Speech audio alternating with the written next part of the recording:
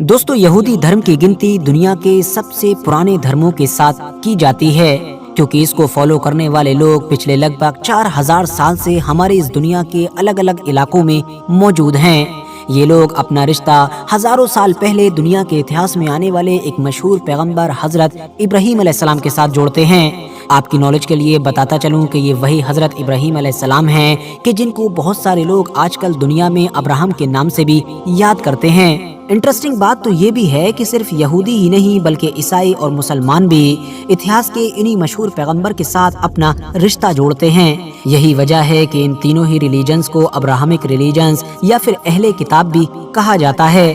खुश आमदीद व्यूअर्स, अस्सलामु अलैकुम रहमतुल्लाह बरकातहू। मैं सरताज अहमद अयूबी। आज हम जिस वीडियो का रिएक्शन करेंगे उसका टाइटल ये है कि इज़राइल में जो लोग मौजूद हैं क्या वो हज़रत यूसुफ़ अलैहिस्सलातु वस्सलाम की औलादें हैं। आइए तो देखते हैं इस वीडियो में। मैं हूँ फरजाना अयूबी। आपको इस वीडियो का लिंक डिस्क्रिप्शन बॉक्स में मिल जाएगा। तो वक्त को बिल्कुल ज़ाया नहीं करते हैं और वीडियो शुरू करते हैं।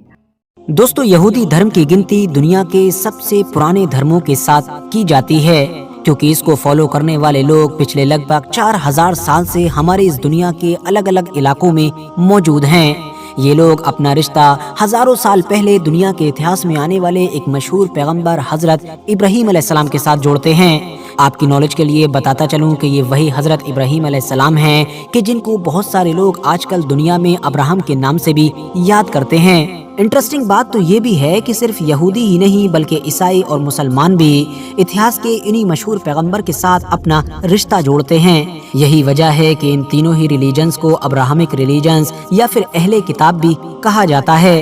एक वक्त तो ऐसा भी हुआ करता था कि जब इन तीनों ही रिलीजन्स में आपस में न सिर्फ शादी वैलिड मानी जाती थी बल्कि ये लोग आपस में शादियां किया भी करते थे। फिलहाल बात करें मशहूर पैगंबर हजरत इब्राहीम अलैहिस्सलाम की औलादों के बारे में, तो इनके एक मशहूर बेटे का नाम था हजरत इस्माईल अलैहिस्सलाम, जबकि दूसरे एक मशहूर बेटे का नाम था हजरत इसहाक अलैहिस्सलाम। हजरत इसहाक अलैहिस्सलाम के एक बेटे थे, उनका नाम था हजरत याकूब अलैहिस्सलाम। याद रहे कि यह हजरत याकूब अलैहिस्सलाम भी एक मशहूर पैगंबर थे।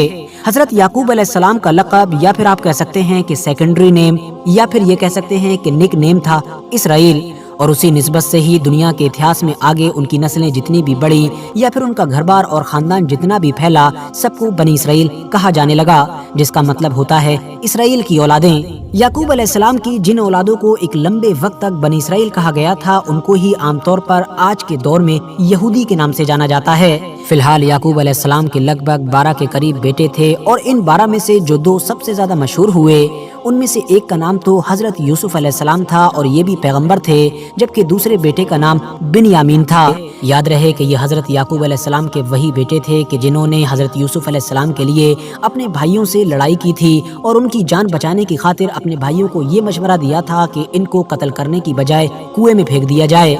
आगे चलकर इन्हीं लावी की नस्ल में ही हजरत मूसा अलैहिस्सलाम भी पैदा हुए थे, जिन्होंने मिस्र के फ़िरौन से अपनी कौम को आज़ादी दिलवाई थी। दोस्तों, हजरत याकूब अलैहिस्सलाम के 12 बेटों में से एक बेटे का नाम यहूदा भी था। यही वो बेटे थे कि जिनकी नस्ल सबसे ज्यादा फली फूली और सबसे ज्यादा आगे बढ़ी।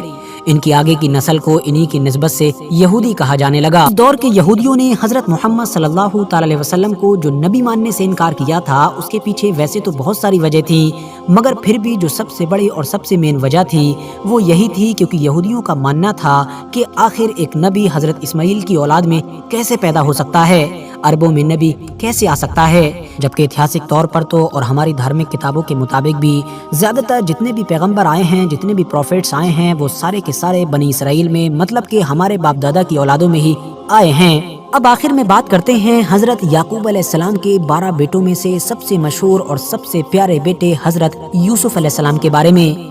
दोस्तों, क्या आप लोग जानते हैं कि हजरत यूसुफ अलैहिस्सलाम की औलादें आजकल कहाँ हैं? तो दोस्तों, ऐतिहासिक तौर पर तो इस चीज़ को कंफर्म नहीं किया जा सकता है, मगर हाँ, अगर दावे के हिसाब से देखा जाए तो आज के दौर में वो लोग कि जो ये दावा करते हैं कि वो हजरत यूसुफ अलैहिस्सलाम की औलाद से हैं, वो दरअसल इजराइल के अंदर रहते हैं।